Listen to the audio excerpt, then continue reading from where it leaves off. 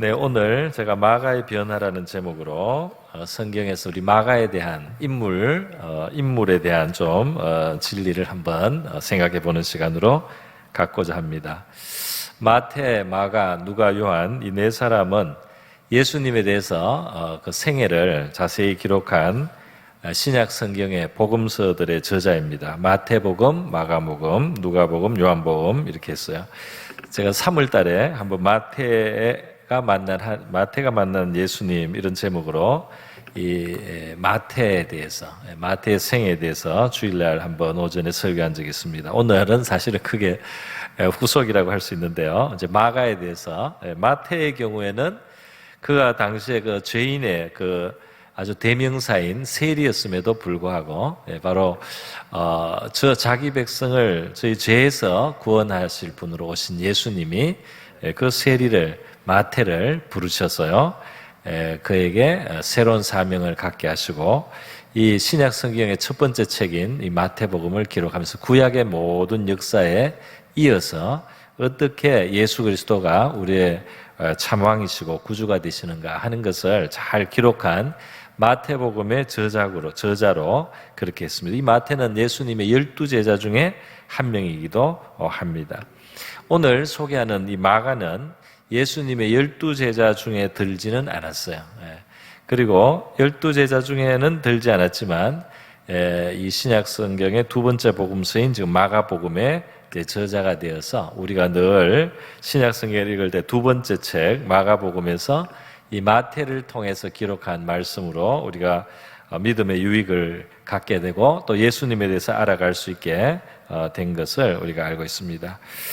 오늘 우리 함께 읽은 이 본문에 보면 바울과 바나바가 사실은 이제 같이 선교 사역, 선교 여행을 같이 하면서 이 마가라 하는 요한, 이렇게 이름이 마가라 하는 요한, 이제 마가입니다. 바로 이 사람이. 요한이라는 것은 히브리 말, 그러니까 이스라엘 말이고, 요한은 이 마가라고 하는 것은 로마식 이름이라고 할 수 있습니다. 그래서 이 복음을 전할 때 이제 벌써 세계적으로, 이 초대교회는 벌써 세계적으로 복음을 전했어요. 그 사도 바울이 어느 한 지역에만 있었던 것이 아니고 지중해 연안을 다 돌아다니고 그 베드로만 해도 로마까지 가기도 하고 이렇게 그들은 이 사역을 또 하나님 일을 할 때 이 다른 나라를 가고 말이죠. 이런 일들을 아주 쉽게 했던 그런 것을 우리가 볼 수가 있습니다. 그래서 이 마가라는 이름은 바로 이제 그런 국제적인 그 당시에 국제적인 이름이라 할 수가 있어요.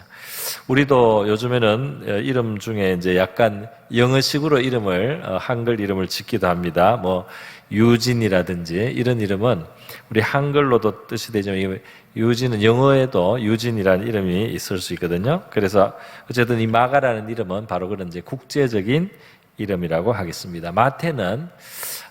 이 마태는 그 이스라엘 유대인들을 위한 그 복음서를 썼어요. 그런데 마가부터는 이제 전 세계로 뻗어나가는 이제 복음의 내용. 그래서 이 유대인들이 잘 이해할 수 있는 또 유대인들에게 의미 있는 것을 마태가 잘 이렇게 뽑아서 썼다면, 그래서 구약 성경을 아는 사람이 마태복음을 읽으면 마태복음의 뜻이 잘 이해가 될 수 있도록 그렇게 되어 있습니다. 그런데 이제는 이방인들에게도 그 로마 사람들에게 널리 복음을 전하는 바로 이제 이 복음서는 마가를 통해서 하나님이 기록을 하게 하신 겁니다. 그런데 오늘 이 본문을 보니까 바나바와 바울이 이렇게 지중해 연안을 돌아다니면서 이 복음을 전하고 또 교회들을 방문해서 교회들의 믿음이 더 발전할 수 있는 그런 가르침을 주기도 하고 이제 이렇게 하면서 다닐 때 마가라는 요한도 다시 말해서 마가도 데리고 이제 다녔던 것입니다. 그런데 이 지점에서 이제 문제가 하나 생기는 거죠. 그게 뭐냐면 바나바와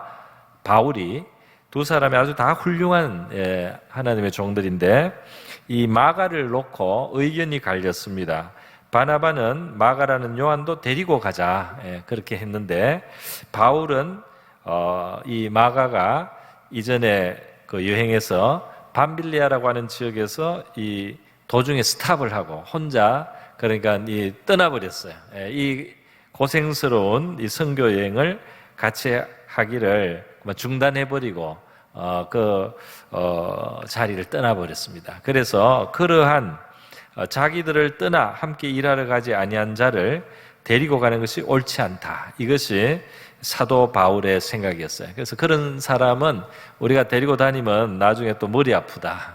그리고 문제가 생긴다. 중요한 일을 해야 될 때 지난번처럼 무슨 이유로 자기 좀 힘들다고 또 무슨 다른 사정을 대가지고 이렇게 휙 떠나버리면 무책임한 이런 친구는 데리고 갈 수 없다. 이렇게 바울은 반대를 했는데 이것이 합의가 되지 않아서 심히 다투었다 그랬어요. 그러니까 이게 성령 충만한 일이고 하나님의 일을 같이 하는 사람인데도 너무 의견이 안 맞을 때가 있었습니다. 그래서 이게 피차 갈라서니 그래서 아예 그냥 따로 선교 여행을 하게 됐는데요.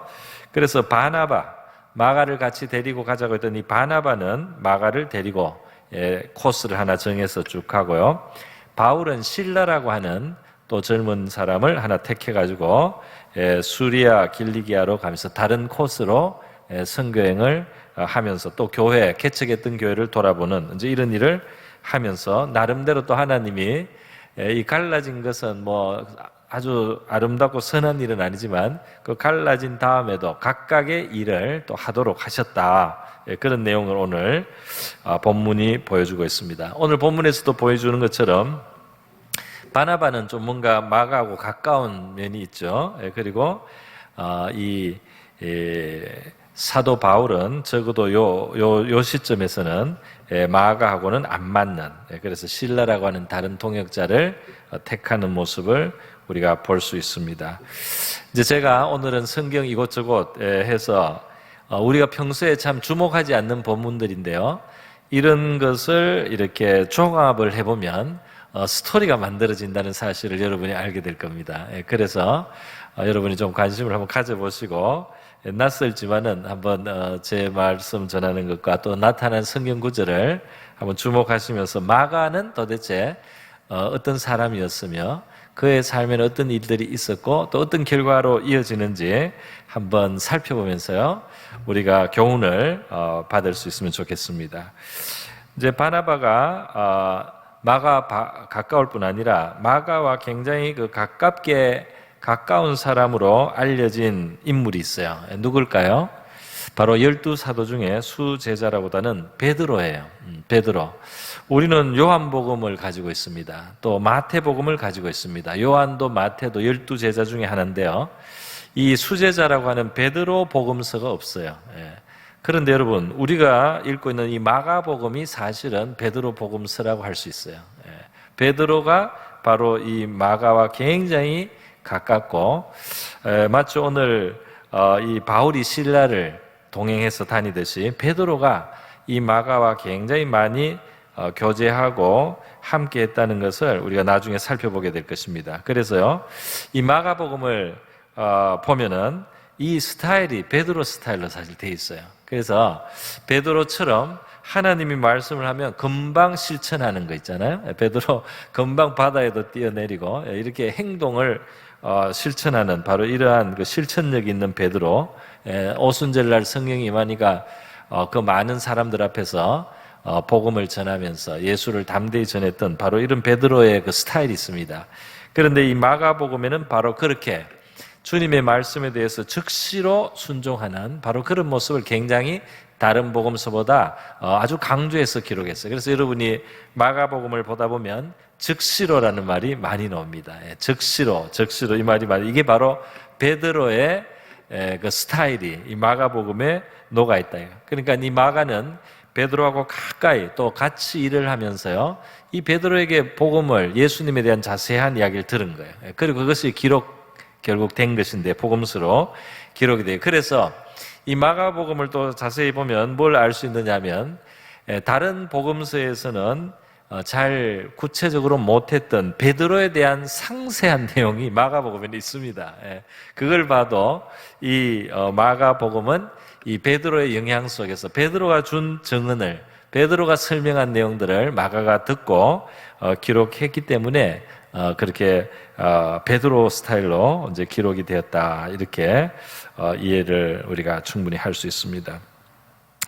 여러분, 그래서 이 마가라 하는 이 이름을, 여러분 마가에 대해서 우리가 지금 조금 살펴보겠습니다. 마가는 오늘 보니까 마가 요한이라고 했죠. 마가 요한이라고 했는데 오늘 이 나온 사실이 바나바도 바울하고 마가하고 친하고 또 지금 이 베드로도 마가하고 친해요.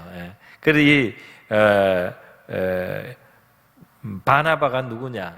바나바가 누구냐 하면 나중에 제가 소개해드리겠습니다. 바로 골로새서 4장을 보면 바나바의 생질 마가라고 돼 있어요. 그게 이제 베드로 골로새서는 바울이 썼는데요. 이 바나바의 생질, 그러니까 누이의 아들이다 이거죠.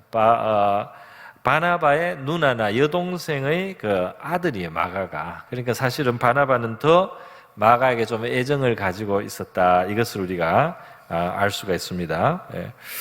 사도행전 12장에 이제 중요한 구절이 하나 있어요. 한번 보겠습니다. 사도행전 12장에 보면 베드로가 이제 복음 전하다가 체포돼서 투옥이 됐습니다. 투옥이 됐는데 이 베드로를 아주 희한하게 하나님이 천사를 통해서 감옥에서 끄집어내는 거예요. 내일이 처형 날인데 벌써 야고보는 처형을 당했습니다. 그런데 야고보가 처형당하고 나니까 이 예수님을 대적하던 세력들이 너무 기뻐하는 걸 보고 그 당시 그 왕이 이 베드로도 죽여서 자기 인기를 올리려고 그랬어요. 그래서 처형날을 딱 잡아놨는데요. 온 교회는 베드로가 지금 죽어서는 안 된다 하고 열심히 기도를 했다는 겁니다. 그 기도하여 모인 집이 말이죠. 바로 이 마가의 어머니의 집이라고 되어 있는 거예요. 지금 11절로 다시 가서요. 11절로 가서 베드로가 지금 천사가 베드로를 감옥에 있는데 일단 깨웠습니다. 이 앞에 나온 이야기예요. 옆구리를 쳐서 깨우고 나서 천사가 이제 일어나라 그랬어요. 나가자 그래요. 그리고 이제 족쇄가 저절로 이 수갑과 이 족쇄 같은 게 저절로 쓱쓱 이렇게 풀어지는 거예요. 그리고 또 이 철문이 말이죠. 저절로 철컥 열리는 거예요. 그 또 다음 철문도 철컥 열리고. 이래서 밖으로 철컥철컥 나오는데 있을 수 없는 일이니까 베드로가 이거 꿈을 꾸나 보다, 꿈이다, 아니면 환상이다 이렇게 생각하면서 속으로 왔다는 거예요. 그런데 이 안내하던 천사가 딱 떠났는데 보니까 진짜 길거리에 나와 있는 거예요. 참 희한한 일이죠. 이런 일이 최근에도 이제 중국에서 있었어요. 그래서 최근이라고 바로 작년이 아니고 한 몇 년 됐는데요. 이 중국의 그 지하교회 지도자였던 한 형제가 브라더 윤이라고 하죠. 헤븐리 맨이라는 그 간증집을 영어로 냈습니다. 이 사람도 감옥에 있었는데 굉장히 고생을 많이 했어요. 감옥에서도 금식을 하면서 기도를 하고 이랬는데 어느 날 이제 이 문이 열리는 겁니다. 이제 나가라고 천사가 그러는데 이 나서는데 아무도 막지 않아요. 그냥 그냥 밖으로 나가면 문이 열리고, 그리고 거기에 대해서 아무도 제재를 안 해서 감옥에서 밖으로 그냥 나와버렸어요. 그런 일이 지금도 일어날 수 있다 말이에요. 이 사도행전에 있는 일이라든지 성경에 있는 일이 신기하고 놀랍고 기적이긴 해도 여러분 하나님의 세계는 열려있는 세계예요. 물리 법칙에만 매이지 않습니다. 하나님이 원하면은 이 초월적인 일이 언제라도 일어나는 세계예요. 거기에 우리가 살고 있기 때문에 우리의 기도도 응답이 되고 때로는 기적이 꼭 일어나야 될 때 일어나기도 하는 것입니다. 그런 믿음을 우리가 가질 수 있기를 바랍니다. 어쨌든 교회가 베드로가 죽어서는 안 된다고 막 밤에도 열심히 기도를 하니까 천사가 베드로 건져냈어요.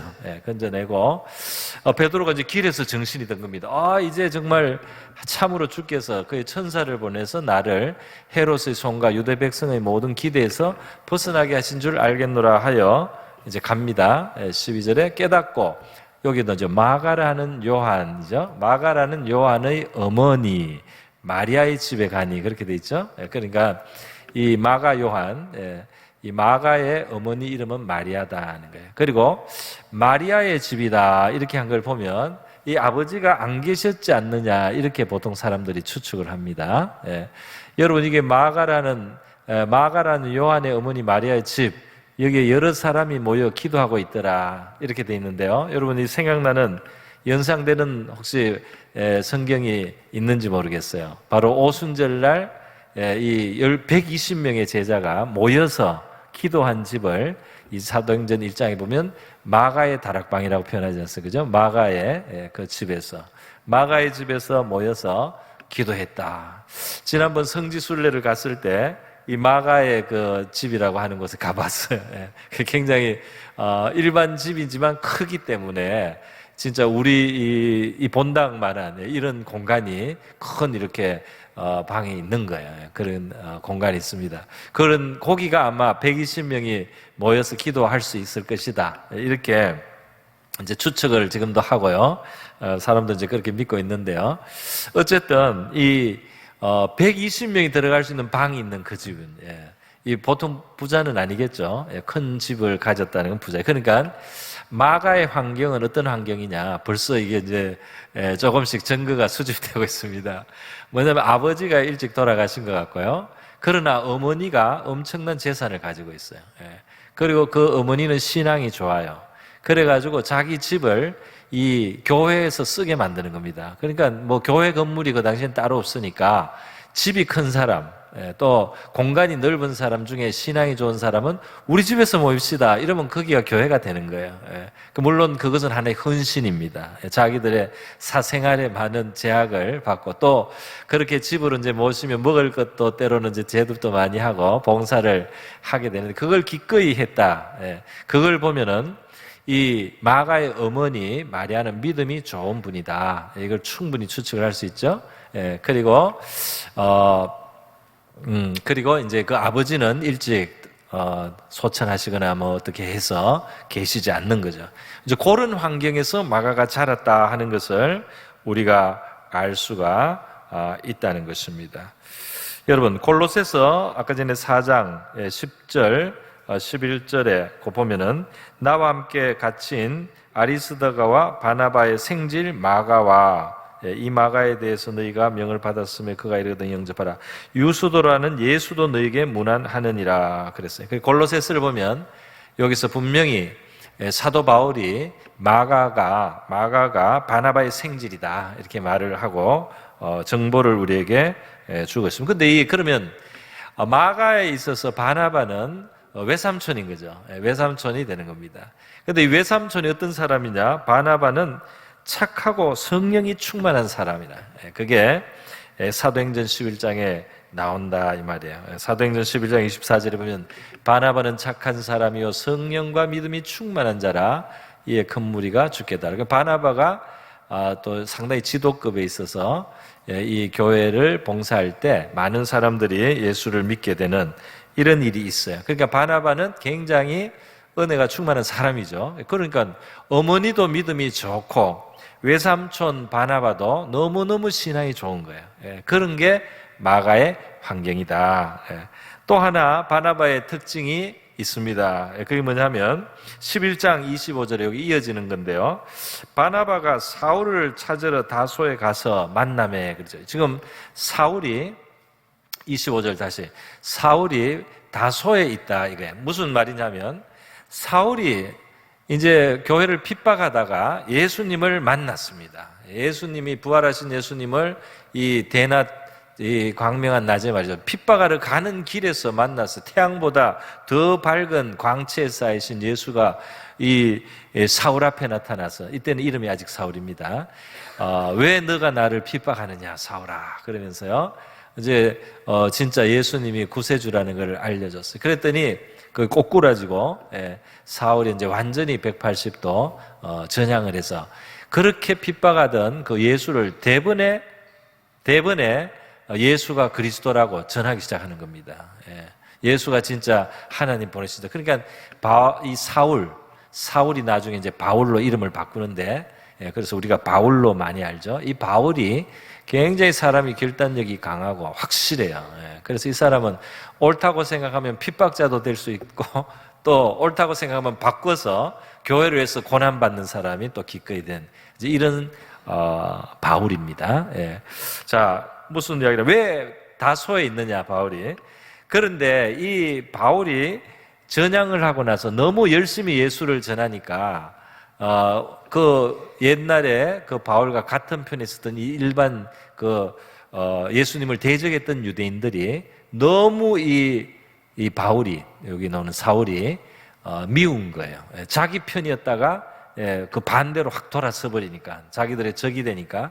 그래서 이 사울을 잡아 죽이려고 작정을 한 사람들이 많았습니다. 그래서 이 사울이 너무 위험을 당하니까 그 지역을 많이 떠나서 지금의 그 터키 지방에 원래 이 바울의 그 고향인 다소 지방으로 가서 묻혀 지냈어요. 이 초야에 묻혔어요. 왜냐하면 이 바울이 있으면 이 바울 때문에 너무 격분한 유대인들이 분란을 많이 일으키고 문제가 너무 심해지니까, 너무 문제가 심한 이 바울이 좀 피한 겁니다. 피해서 조용한 데 가서, 고향에 가서 묵상하고 기도하고 지내는 거예요. 그런데 사실 이 바울은 그렇게 지내기에는 아까운 사람이죠. 그래서 또 예수님도 이 바울, 지금 여기는 사울이라고 이름이 나오는데요, 이 바울을 복음을 널리 전하는 데 사용하시려고 작정을 하고 부르신 거예요. 그래서 이 묻혀있는 사울을 찾아간 사람이 바나바다 하는 거예요.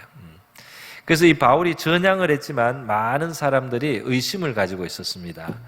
저게 진짜 전향한 걸까? 저 사람이 전향한 척하고 있다가 또 많은 우리 크리스찬들에 대해서 정보를 수집한 다음 또 다시 원래 모습으로 돌아가서 우리 교회를 일망타진하려고 하는 건 아닌가, 이런 의심도 있고요.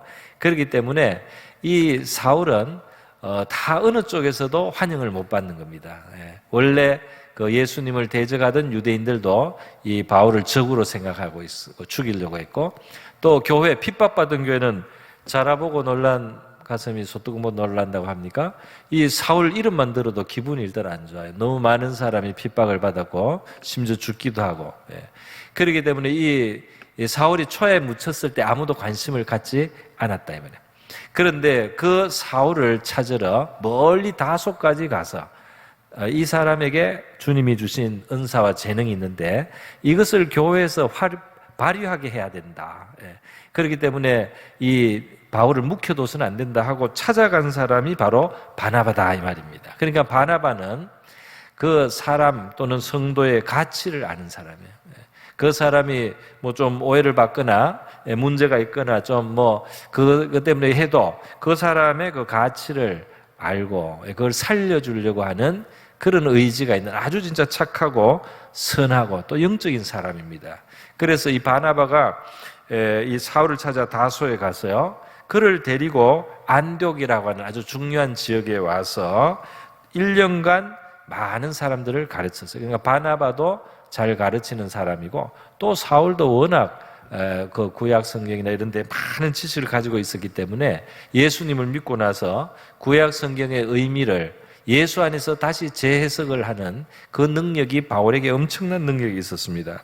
그래서 큰 무리를 가르쳐서 얼마나 여기에 복음이 흥황했던지, 그때 이 예수를 믿고 바울과 바나바의 가르침을 받은 많은 제자들이 나타나니까 그리스도인이라는 이름이 그때 생겼다. 안디옥에서. 그렇습니다. 그러니까 이 바나바는 다른 사람을 세워주는 사람이에요. 어디 묻혀있는 사람을 이렇게 보석을 캐내와가지고 이 빛이 나게 해주는 사람이 바나바다 이 말이야. 근데 이 바나바가 마가의 외삼촌이다 이 말입니다. 그러니까 마가의 신앙적인 환경이 엄청나게 좋았다 하는 것을 우리가 알 수 있죠. 자, 그런 이제 기본적인 내용을 우리가 봤습니다.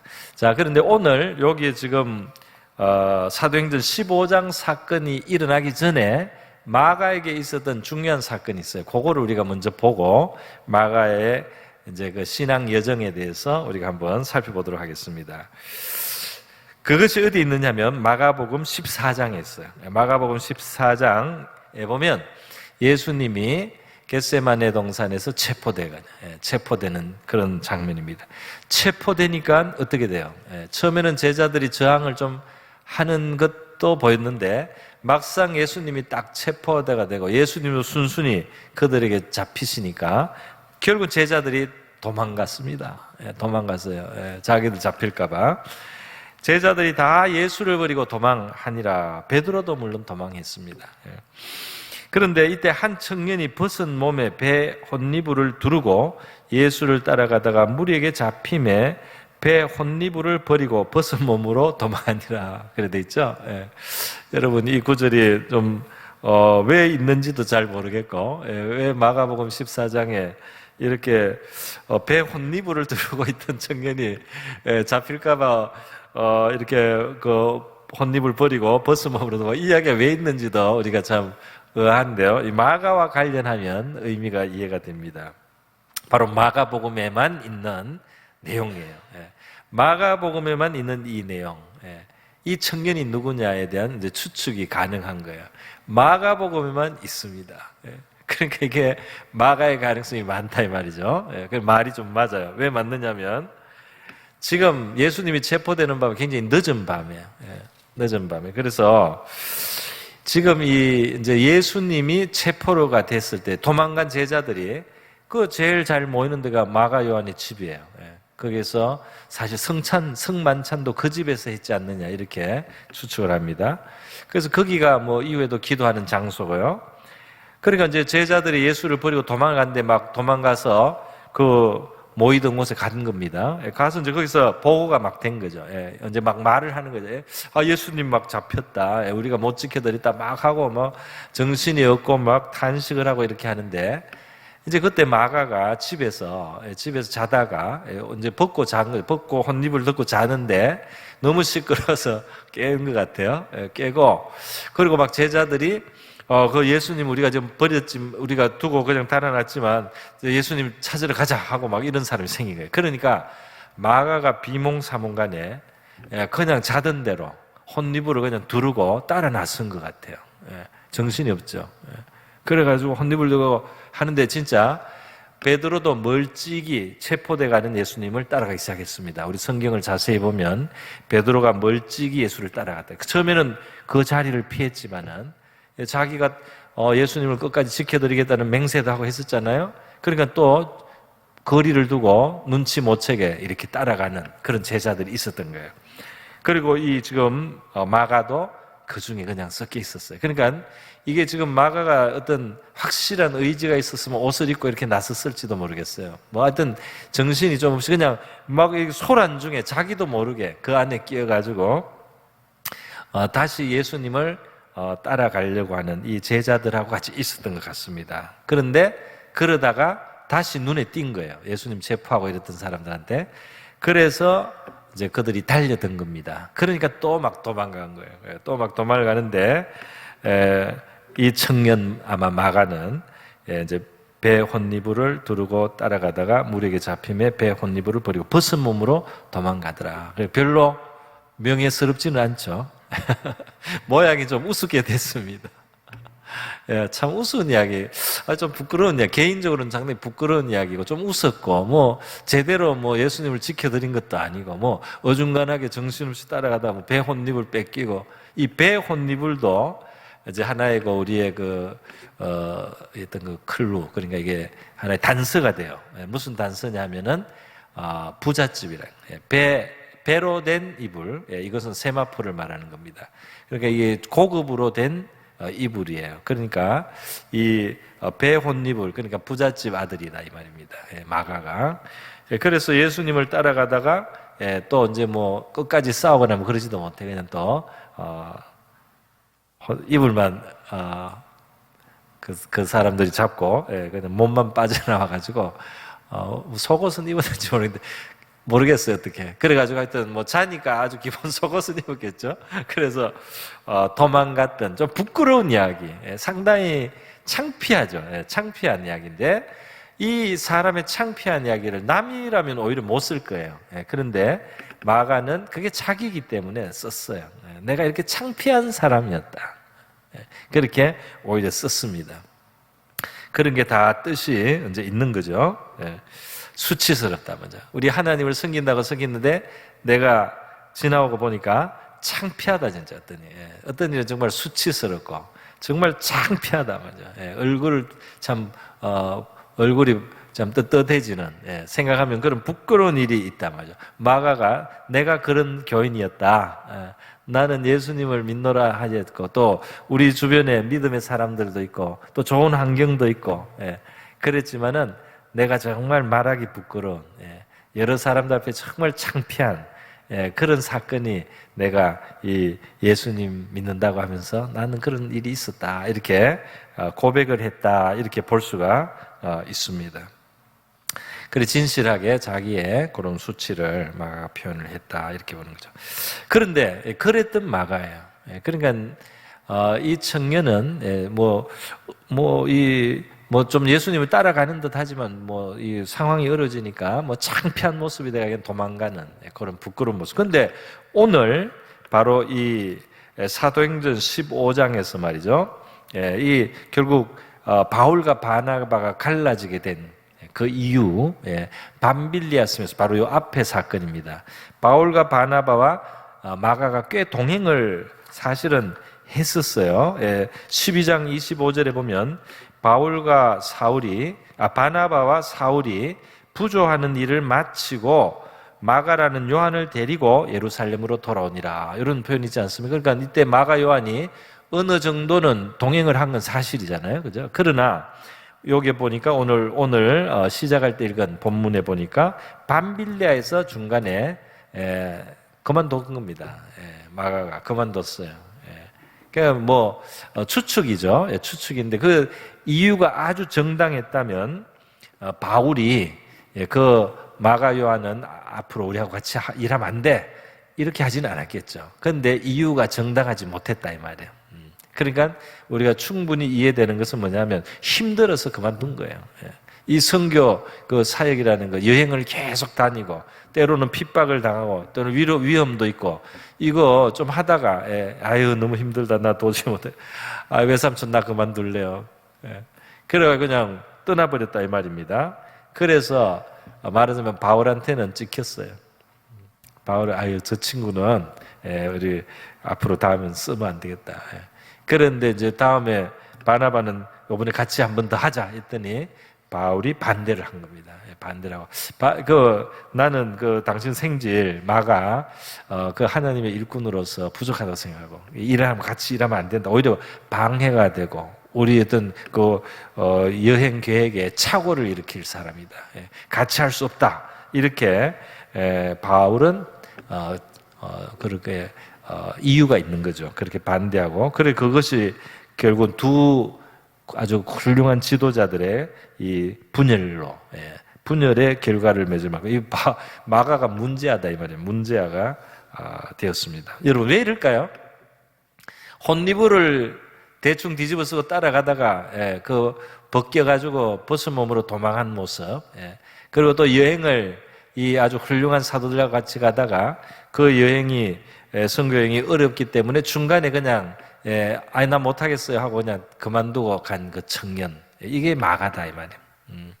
그러니까 믿음이 좋은 사람들 때문에 그런 기회들이 있고 믿음의 어떤 기회가 있는 거죠. 예수님과 가까이 할 수 있는 기회 또 이 선교 여행에 가서 일할 수 있는 게 이런 게 있지만은 그런 것을 다 못 살려요. 중간에 그냥 도망가거나 중간에 그만두고 자기 갈 길로 간 이것이 마가의 모습이다. 그러니까 뭘 말할 수 있습니까? 이 친구가 말이죠. 마가가 잘 못 견뎌요. 어려울 때. 그게 마가의 특징이다. 말이죠. 그러니까 어려울 때 못 이깁니다. 어쩌면은 그 환경이 좀 영향이 있는지 몰라요. 어머니가 아버지 없이 이 아들을 기르는데 재산은 꽤 있는 거예요. 그러니까 이 아들을 아마 귀하게 길렀을 가능성이 있습니다. 이 아들이 아주 이렇게 잘 이렇게 좋은 것만 가지고 또 자기 원하는 대로 그렇게 할 수 있는 여건이 아마 되지 않았을까. 어머니가 불쌍하게 생각하니까 아빠가 없어가지고 더 이 마가를 곱게 길러가지고 마가가 이렇게 좋은 환경에서 컸지만은 이 견디는 힘이 부족하는 거예요. 어려우면은 못 견디는 거예요. 그런 약함이 마가에게 있었지 않겠나. 우리가 여러 가지 근거를 가지고 그렇게 생각을 해보게 됩니다. 그렇기 때문에 이런 마가는 사도 바울 같은 사람하고 동행하기 힘들어요. 왜 그렇습니까? 사도 바울은 옆에 말했는데 확실한 사람이에요. 옳다고 확신을 가지면 사람들 핍박하고 죽이기까지 합니다. 죽이는 재판에 그게 막 참여해서 스데반 순교당할 때 바울이 역할을 했잖아요. 그때 사울일 때. 또 자기가 그렇게 알다가도 자기가 진실을 더 알고 나서 예수가 진짜 구세주다 알고 나서는 이제는 예수를 위해서 너무 많은 고난이 와도 그 고난을 다 그냥 받아들이면서 가는 사람이 바로 바울이다 말이죠. 바울은 그런 사람이에요. 어째서 바울이 그런 사람이 됐는지는 우린 자세히 알 수는 없지만은 바울은 하여튼 그런 사람이에요. 우리가 바울에 대해서 아주 인상적인 본문이 있습니다. 고린도후서 11장인데요. 고린도후서 11장을 보면 이 바울이 어떤 사람이냐 하는 걸 보여줘요. 물론 훌륭한 사역자지만 그냥 사역자를 넘어서 한 인간으로서 이 사람이 가지고 있는 특징이 보이는데요. 고린도후서 11장에 보면 이렇게 되어 있습니다. 그들이 그리스도의 일꾼이냐? 정신없는 말을 하거냐? 나는 더욱 그러다. 내가 진짜 예수님의 일꾼이다. 내가 수고를 넘치도록 하고 옥에 갇히기도 하고 갇히기도 더 많이 하고 감옥에 여러 번 갔다 이 말입니다. 매도 수없이 맞고 여러 번 죽을 뻔하였으니 고생 많이 했다는데 이제 조금 더 구체적으로 들어갑니다. 24절에 유대인들에게 40에서 하는 감한매를 5번 맞았으며 이 40대를 때리는 게 유대인들에게 최대로 많이 때리는 거예요. 사람이 죽을까 봐 40대 이상은 못 때리겠습니다. 그러니까 제일 심하게 때리는 게 40대를 이제 곤장을 치는 건데요. 그런데 이제 이 하나 감했다 이 말은 유대인들이 아주 율법적이기 때문에 때리다 보면 실수로 혹시 한 대 더 때리면 법을 어길까 봐 아예 처음부터 한 대를 빼고 때렸어요. 그래서 40에 하나 감한매 이런 말이 나오는 거죠. 39대를 때렸는데 그게 때리는 최대치예요. 왜냐하면 잘못하면 죽어요. 그렇기 때문에 그런 매를 최고의 태형을 5번 얻어맞았다는 거예요. 사도 바울은 이게 복음 전하다 그런 겁니다. 그리고 또 3번 태장으로 맞고 그 다음 한 번 돌로 맞고 이 한 번 돌로 맞았다는 거는 순교죠. 거의 순교를 한 거예요. 이 돌을 사람들이 주변에 때릴 때는 무슨 간음죄가 있든지 무슨 반란자든지 흉악범이든지 이렇게 해서 돌로 때리면 사실 죽는 거죠.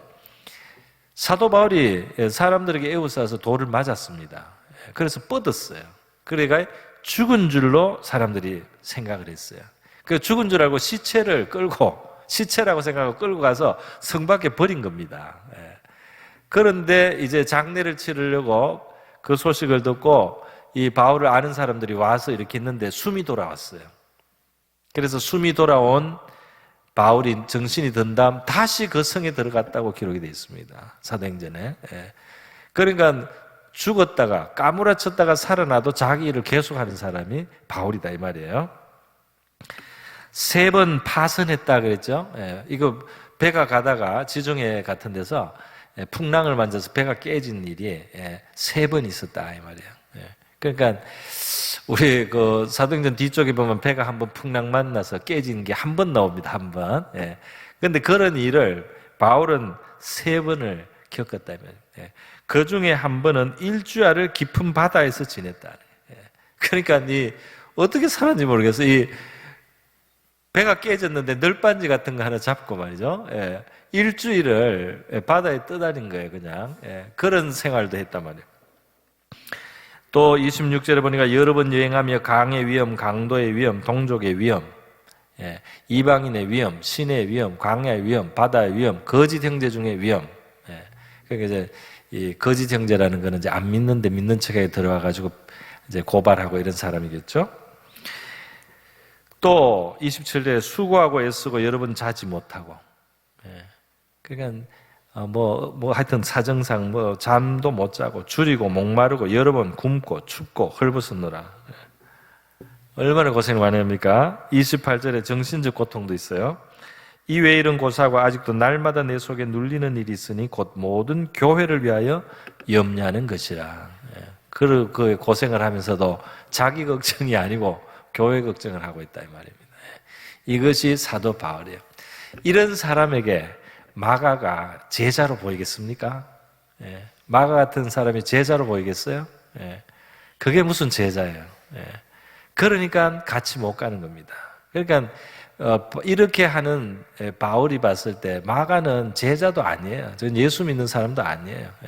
그렇기 때문에 바나바가 자기 생질이라고 그렇게 좀 한 번 더 기회를 주자고 같이 가보자 하는데 절대 반대를 하는 거예요. 그래서 깨진 거예요. 근데 바나바는 또 착하잖아요. 예. 묻혀있는 사람 캐내는 사람이잖아. 그죠? 예.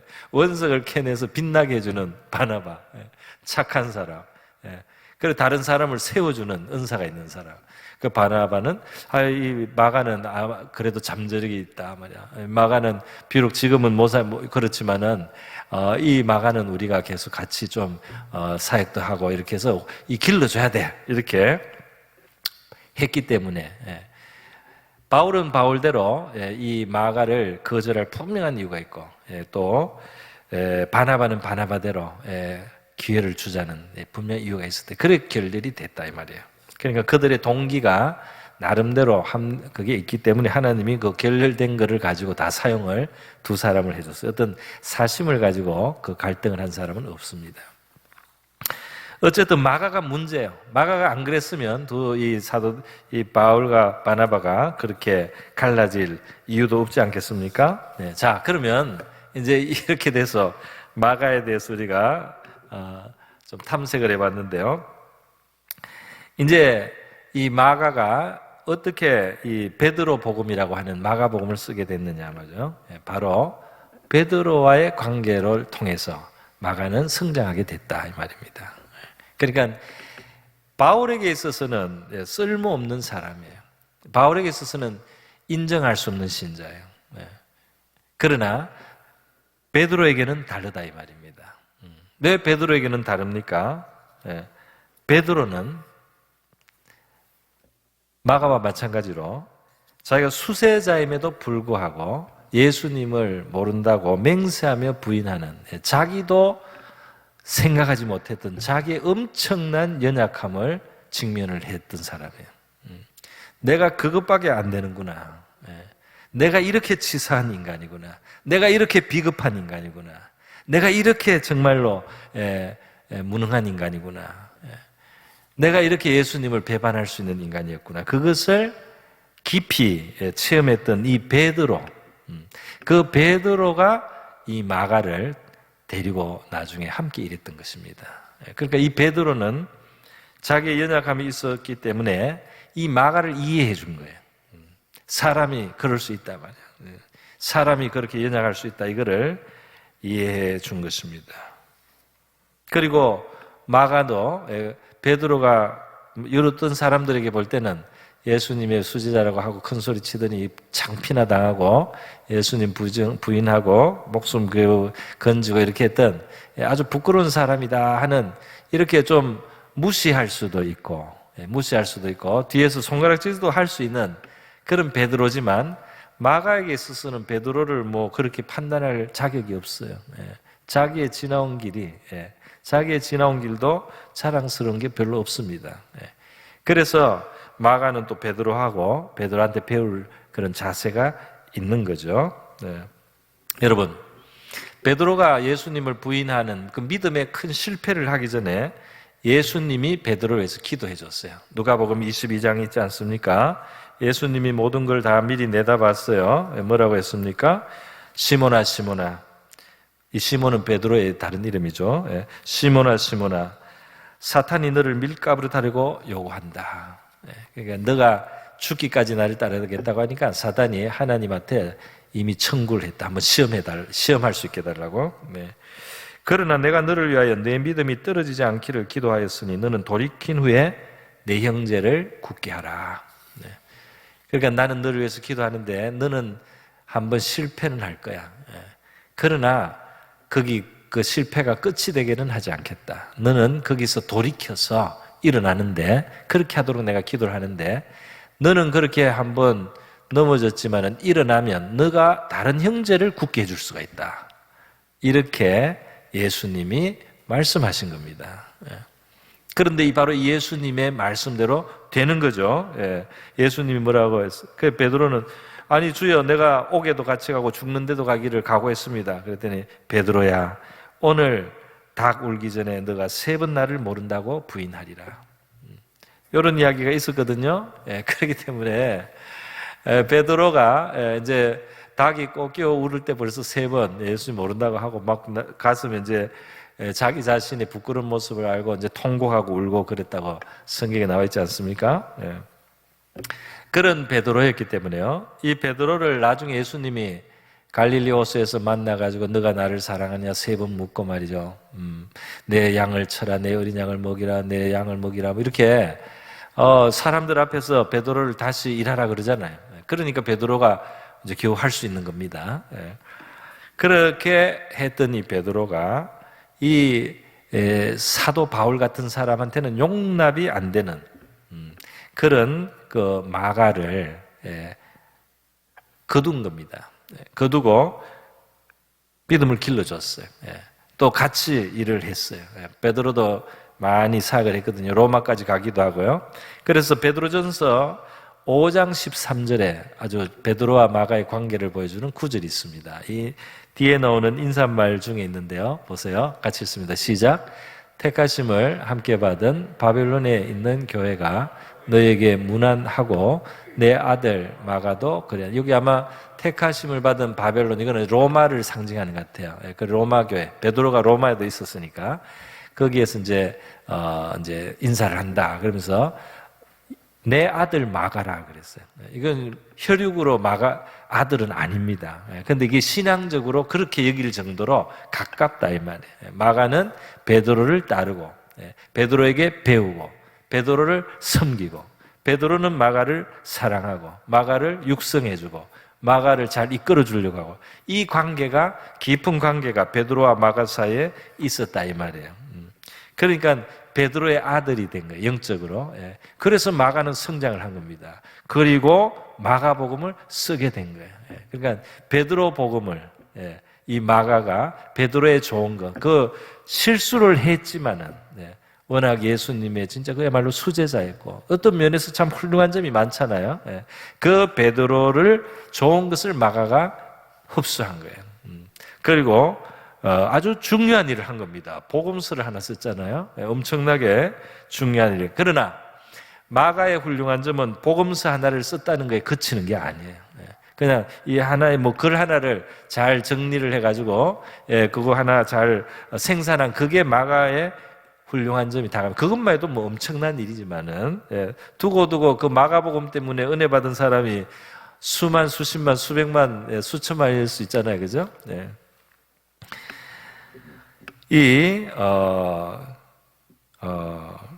골로새서 4장으로 갑니다. 골로새서 4장에 보면 이렇게 되어 있죠. 골로새 4장에 보면 신실하고 사랑을 받는 이거는 골로새서 누가 쓰냐면 바울이 쓴 거예요. 바울이 말하는 겁니다. 이제 편지 끝쪽에 이제 자기 개인적인 형편을 쓰는 거죠. 신실하고 사랑을 받는 형제 오네시모를 함께 보내는 디모데를 보내는데 골로새에 오네시모도 보낸다. 전부 다 이게 이제 바울과 관계 있는 사람입니다. 그는 너에게서 온 사람이라 그들이 여기 일을 다 너에게 알려주리라. 나와 함께 갇힌 이건 뭐 감옥일 가능성이 있지 않습니까? 또 아주 어려운 처지겠죠. 나와 함께 갇힌 사람이 있어요. 아리스다고와 바나바의 생질 마가와 그리고 유수도라는 예수도 너에게 문안하라. 이 세 사람이 말이죠. 그러니까 이 바울이 지금 이 편지를 쓰고 있는데 아마 감옥에서 쓰는 것 같아요, 그죠?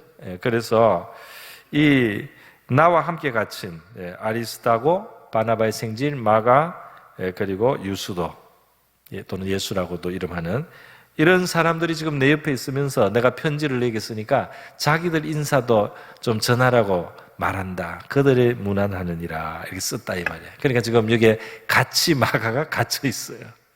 이 골로새서는 사도 바울이 상당히 그 말기에 뒷부 시대 상당히 그 후기에 쓴 겁니다. 그러니까 아주 그 깊은 내용들이 많아요. 골로새서에는 영적인 내용이 깊은 내용들이 있는데요.